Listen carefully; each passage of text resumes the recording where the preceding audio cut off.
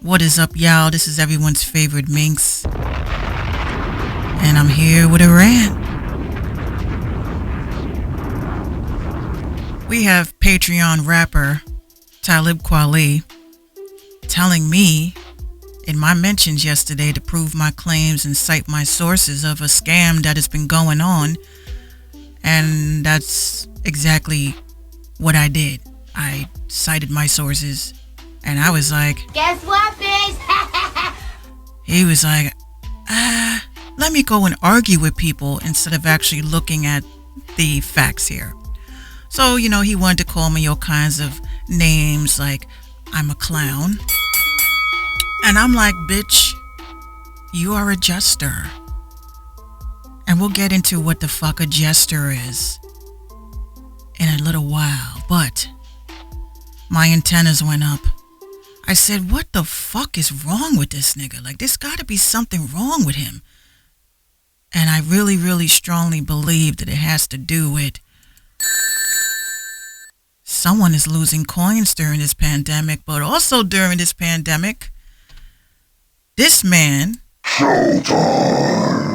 decided that he wanted to fight with women on Twitter, which is why he claims he left Twitter, but in fact, he was asked to leave Twitter. He is no longer invited back onto the platform because he's clearly a woman hater. He hates black women. He hates black people in general. How are you a colonizer of your own people? That's just very pathetic. Okay.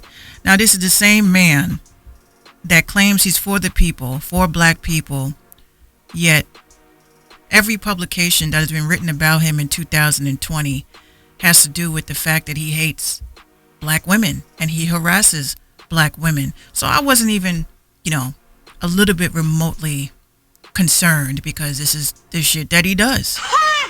He hates black women. So, of course, his karma, because of the pandemic, he's lost money. He's lost money. All of his shows were canceled. So now you're stuck being a fake-ass podcaster, interviewing artists a little bit more successful than you. No one is checking for you, bruh.